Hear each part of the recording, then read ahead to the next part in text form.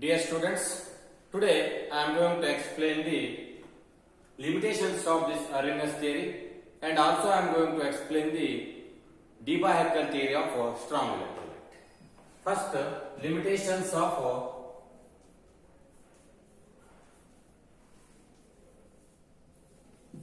Arrhenius theory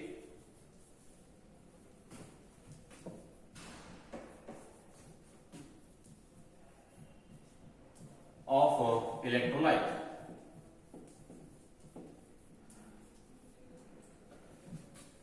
When this Arrhenius theory is fails in some of the cases, all these concepts are explained in limitations of Arrhenius theory of electrolyte. The first limitations of this Arrhenius theory of electrolyte is not applicable for strong electrolyte. Arrhenius theory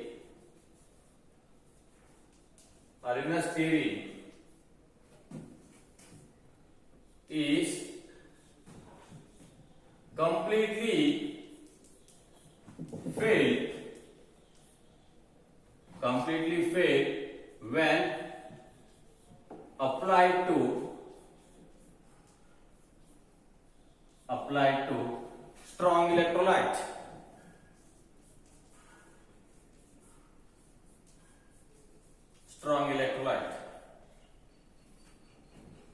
Whatever the examples in discussed in these theories, okay, all this concept or postulate is applicable directly. It's applicable to weak electrolyte only. For example, acetic acid or ammonium hydroxide.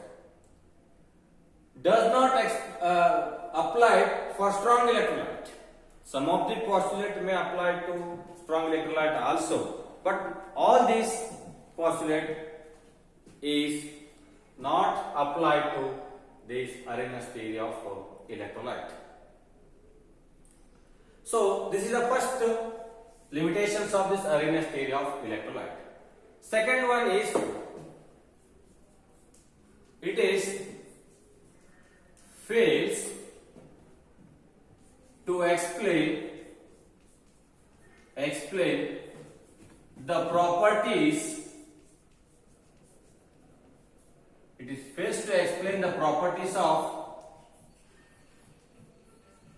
electrolyte in the absence of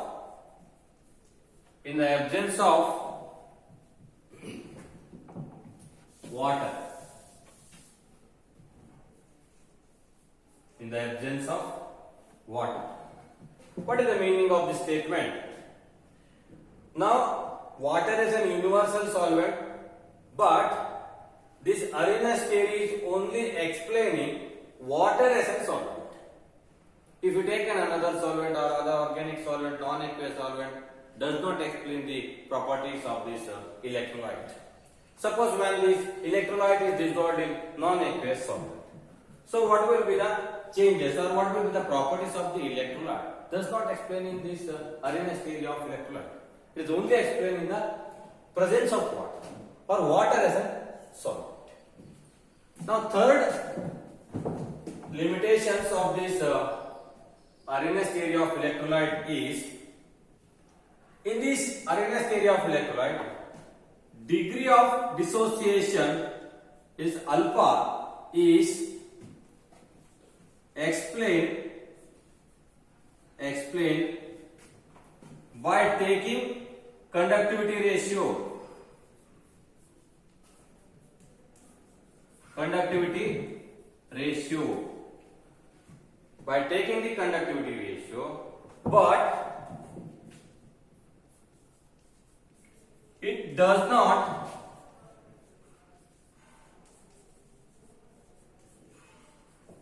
match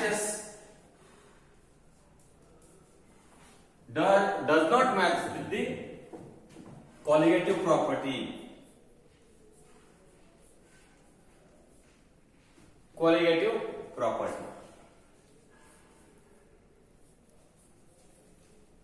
Okay. Now colligative property means, so it depends upon the particles. or activity of the particles by taking the ratios of this colligative property of the particles. But this Arrhenius theory is explained, the degree of dissociation is explained by conductivity ratio. But this value, whatever the value you are getting, the alpha value, okay, it does not matches when applied to colligative property. So that's why again this fails in this case. Okay. So this is the third limitations of this Arrhenius theory of an electrolyte. Now fourth one is on mixing with two or more electrolytes. On mixing with two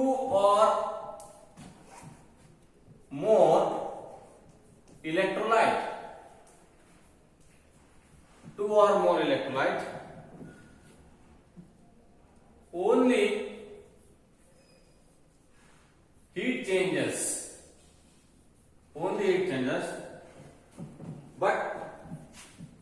but does not undergo chemical changes. But does not undergo chemical changes. This is the statement of this Arrhenius theory of electrolyte. But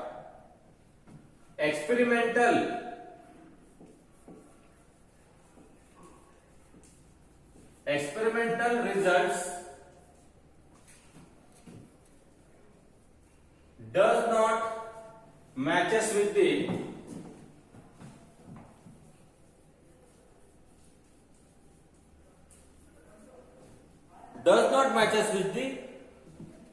result or above statement.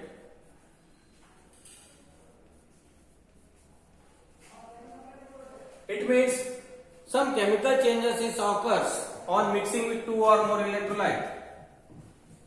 So one electrolyte is already present in that solvent. So you are going to add one more electrolyte, different electrolyte. Again there is a chemical reaction take place in these two electrolytes. There is a possibility. But in Arrhenius theory does not explain all these chemical changes. According to this Arrhenius theory of an electrolyte, on mixing with two or more electrolyte, only heat changes. Whether heat is evolved or absorbed, physical changes take place, but does not undergo chemical changes. But experimental result, so here there is some chemical changes take place. Now different products are formed or some precipitates are formed. All this phenomena is happening on mixing with two or more electrolytes. So that's why again this statement is failed. Okay, in Arrhenius theory. Last one is here according to Bragg.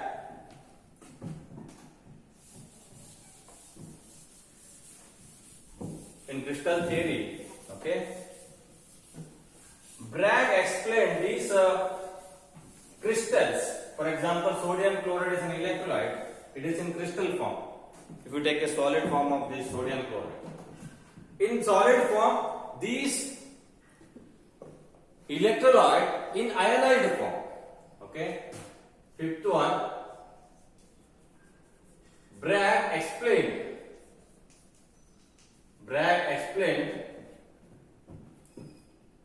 the sodium chloride is in ionized form in solid state.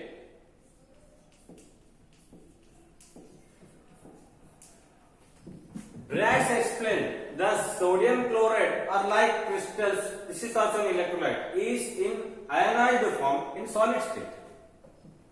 But Arrhenius theory, what explained in the Arrhenius theory? This sodium chloride is undergo ionization and the formation of Na plus and Cl minus.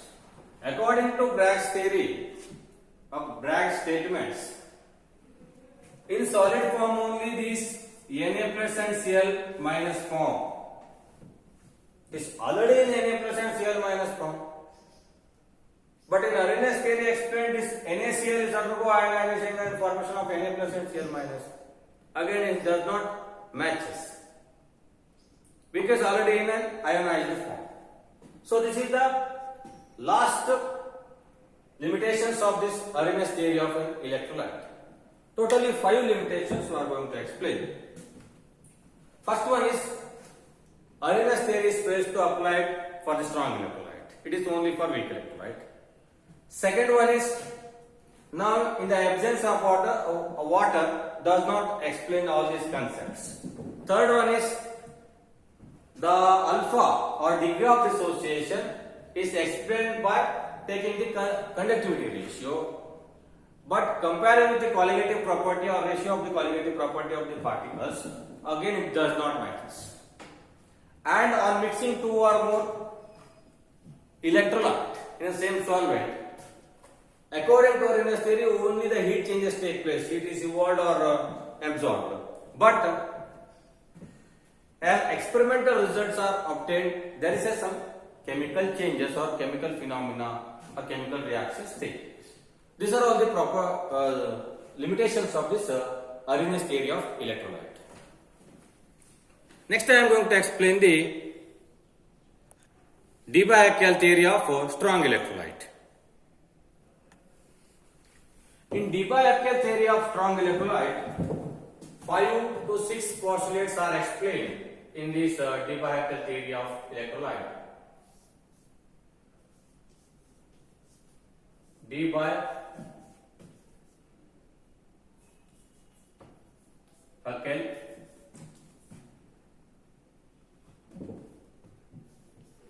theory of strong electrolyte.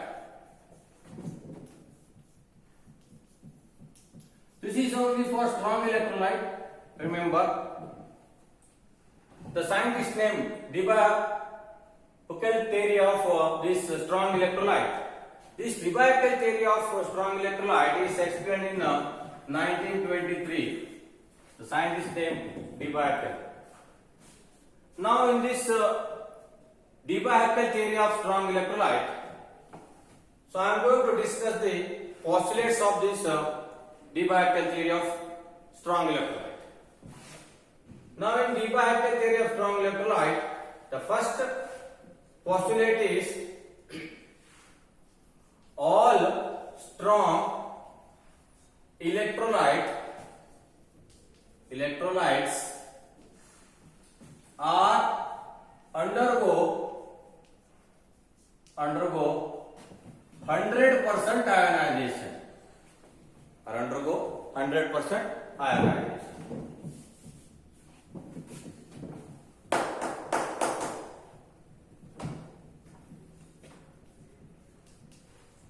Ionization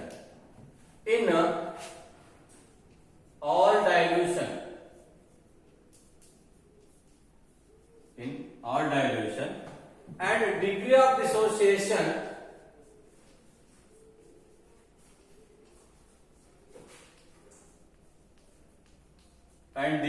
dissociation is 100%. Degree of dissociation is 100% means so 100% ionization takes place. For example, sodium chloride is undergo ionization to formation of Na plus and Cl minus. Now in this case, sodium chloride, suppose I am going to take 1000 molecules of this sodium chloride, is undergo ionization to formation of thousands ion of the sodium, okay, and 1000 chloride ion is present in the solution, okay. It means whatever the molecule is taken, okay, the same number of ions are formed here. 1000 in the sodium chloride 1000 Na plus is there, Cl minus 1000 ion is there. But here also you are getting the 1000 Na plus and Cl minus. It means there is a 100% ionization. Okay, 100% ionization. But not in the case of weak electrolyte. In weak electrolyte, a part of the molecules undergo dissociation to formation of ions. Not all the ions. Okay. This is the first postulate of this Arrhenius theory of strong electrolyte. Next I am going to explain another postulate.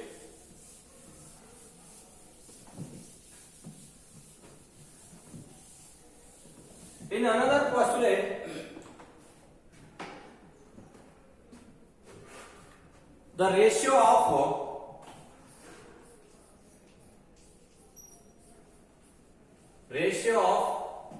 this conductivity ratio, lambda infinity, the ratio of the conductivity ratio, so this ratio is only a conductivity ratio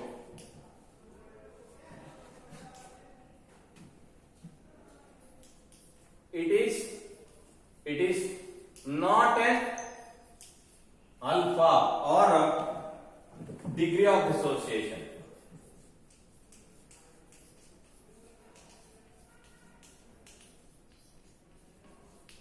Got it?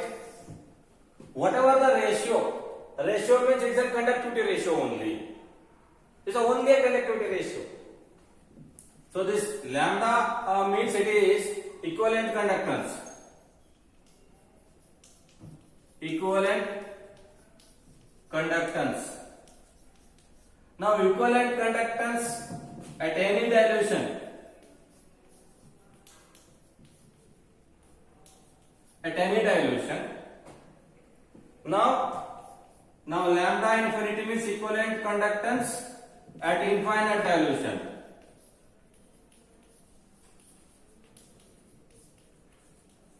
Infinite dilution.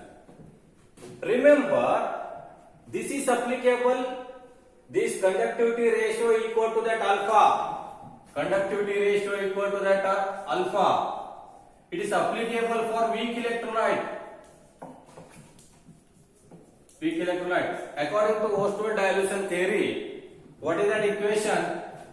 K is equal to C alpha square divided by 1 minus alpha. Ostwald dilution law. This is for an electrolyte. But why taking that alpha? Alpha is a conductivity ratio. Because now in a weak electrolyte, for example, acetic acid, you are going to take that acetic acid, CH3COOH. So part of the molecules undergo dissociation to formation of ions. Now in this case, what happens? So that when the dilution is increasing, okay, dilution is increasing, so that dissociation of the CH3COOH is also increasing. So that's why the conductivity is increasing. But not in the case of strong electrolyte, because of 100% ionization is there. Now if you take any dilution, 100% ionization. Now always alpha is equal to 1. Alpha is equal to 1. So that's why degree of dissociation, if you take that, okay, it is not in the case of Arrhenius theory, it is a conductivity ratio. But according to that de Broglie theory, it is only a conductivity ratio, not what degree of dissociation. Okay. Now next one is the increase in the conductance. Increase in the conductance due to the increase in the mobility of the ions. Okay. Next postulate is number 3. Increase in the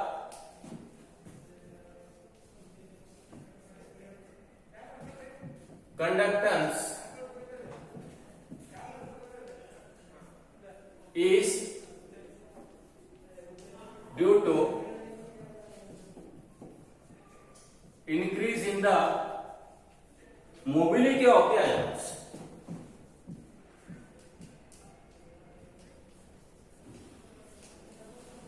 mobility of the ions. Okay. What is that statement? This statement is increase in the conductance is due to the increase in the mobility of the ions. Now remember, the conductivity is due to the two factors. One factor is it depend upon the number of ions. Second factor is depend upon the mobility of the ions. If the mobility of the ion is increasing, okay, now conductivity is also increasing. So how this mobility is increasing? I will take one example. Here there is a sodium chloride is there, 1 liter. Okay, 1 liter. Okay, 1 liter. So in the case here there is sodium chloride, either sodium plus and Cl minus ion is there. Now 1000 molecules, 100 molecules, whatever you take, okay, that much of ion is present in this solution. Okay. Here the force of attraction between Na plus and Cl minus is also a constant for this up to this area and whatever the sodium chloride is taken. Now you have to increase the area. Area means you are going to add the 1 more liter of water. Water you are going to add 2 liter of water. First 1 liter water, second 2 liter. Now what happens in this? Actually here the mobility increases. In this area, so you are going to take an 1000 molecule. 1000 molecule is there.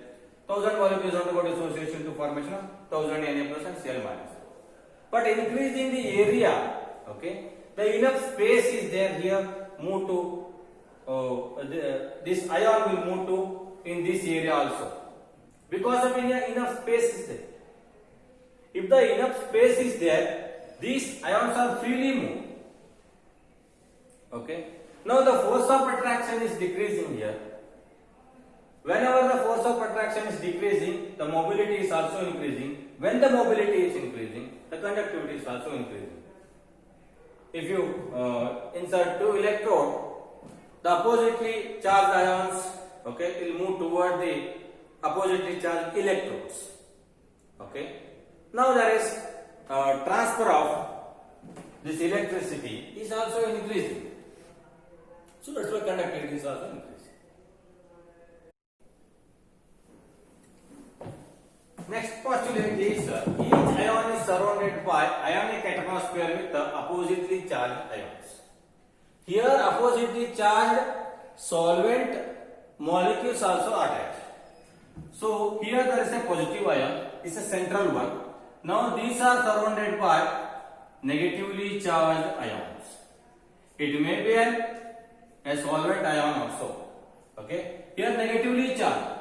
So the ionic atmosphere is created within this solution. Or otherwise negative ion is there. It is surrounded by positive ions. Now this is called as an ionic atmosphere. Clear ionic atmosphere is generated. Ionic atmosphere. Ionic atmosphere is. So this is the explanation regarding each ion is surrounded by ionic atmosphere with oppositely charged ions. Each ion is surrounded by oppositely charged ions. Okay, oppositely charged ions. Now after this, one more postulate.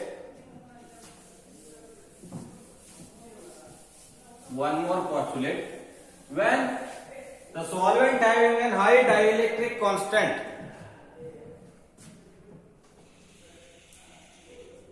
when solvent having high dielectric constant,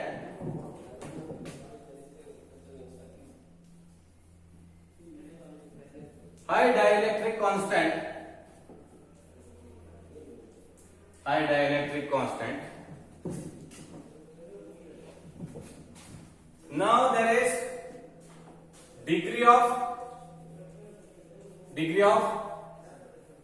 dissociation increases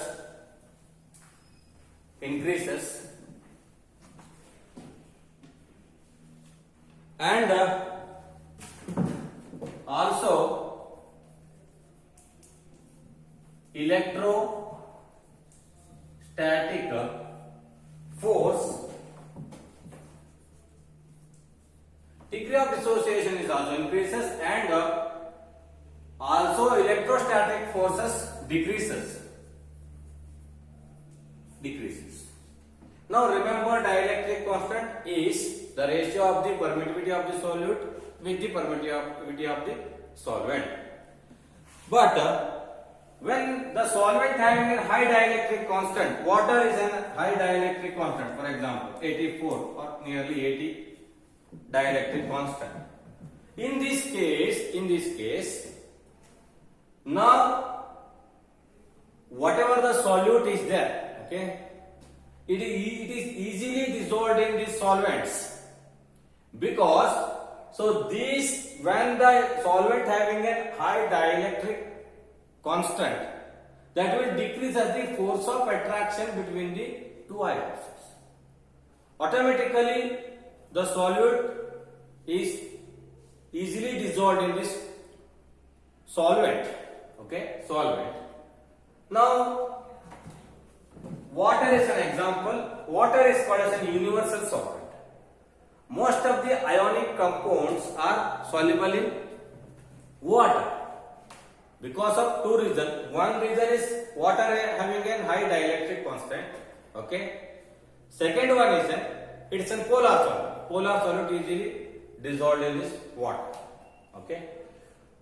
So when the solvent having a low dielectric constant, for example ethanol. In this case what happens? Now solvent property decreases. Now force of attraction between the ion is increases. Force of attraction increases means electrostatic forces increases in the case of the solvent having a low dielectric constant. In that cases, only the ionization take place. Remember. Now, for example, ionization. For example, sodium chloride I am going to take. It is in ethanol. Now ionization take place. No problem. Na plus and Cl minus is formed. But complete dissociation. Here there is a force of attraction between these two ions. These are ionized but not completely dissociated. Dissociation means here there is no force of attraction between these two ions. If you take a solution, sodium chloride is there. Sodium chloride.